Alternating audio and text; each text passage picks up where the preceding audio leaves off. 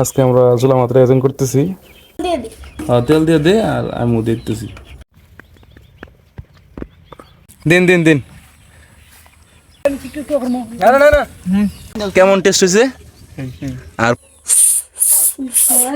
আসসালামু আলাইকুম, কি অবস্থা সবার? আশা করি সবাই অনেক ভালো আছেন এবং সুস্থ আছেন। তো আজকে আমরা একটা ব্যতিক্রম আয়োজন করতেছি, যেটা আপনারা কম বেশি সবাই ছোটোবেলায় করছেন। তো আমাদের আঞ্চলিক ভাষায় যেটা বলে জুলামাতি, তো আমরা একটা জুলামাতির আয়োজন করছি আজকে সবাই মিলে। তো সবার বাড়ি থেকে এক কোটা করে চাউল এবং 2টা করে আলু, 2টা করে পিস এবং একটা করে ডিম নিয়ে আজকে আমাদের আয়োজন। তো ফার্স্টে আসছি ওয়ালিদদের বাড়ি থেকে চাউল, আলু সব কিছু নিয়ে যাচ্ছি। আশাবুলকে আজকে পেঁয়াজ ছিলানোর দায়িত্ব দেওয়া হয়েছে এবং সামির এবং ওয়ালিদকে আলু ছিলানোর দায়িত্ব দেওয়া হয়েছে। আজকে আমরা সবাই হাতে হাতে কাজগুলো করতেছি, কারণ আমরা নিজেরাই রান্না করব। আজকে আমাদের সেই শৈশবের স্মৃতিটাকে ধরে রাখার জন্য আজকে এরকম একটা ব্যতিক্রম আয়োজন। আরিফ ভাই উদ্যোগ না নিলে হয়তো এরকম ব্যতিক্রম একটা আয়োজন করা হতো না। তো তাকে থ্যাঙ্কস। ডিম সিদ্ধ করার সময় আমাদের এত পরিমাণ ধোয়া হয়েছে, মানে চোখ মুখ একদম পুরা অন্ধকার, কারণ জালটা আমরা ওইভাবে জ্বালাতে পারছিলাম না।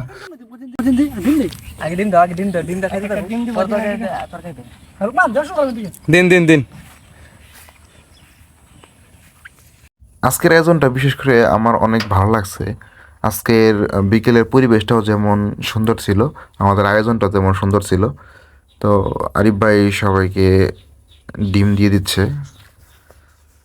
তো আজকের পরিবেশ এবং মাঠে এত সুন্দর ঘাস, যার কারণে সবাই জোড়াসিংহের বসে কলাপাতার মধ্যে খাওয়া দাওয়া করতেছে।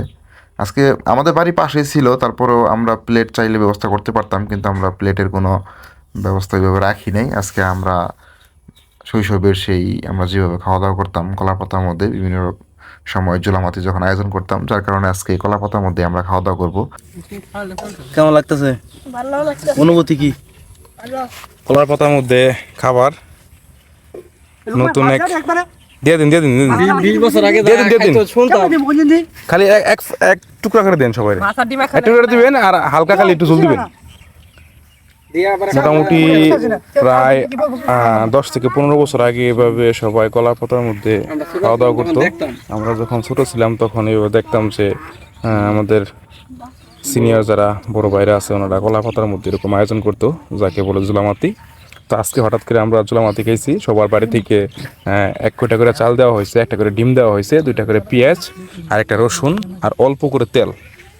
তো সেম কেমন টেস্ট হয়েছে? আর পুকুর থেকে আমরা বড় বড় মাছ তুলে নিয়ে আসছি। তো নাসির সাহেব উনি পরিচালনা করতেছে। সামির, কেমন টেস্ট হয়েছে? মজা, খুব মজা, অনেক মজা। হঠাৎ করে আশাবুল এবং সাদ্দাম বলতেছে একটা ভিডিও বানাবো, তো চলুন ভিডিওটা দেখে আসি।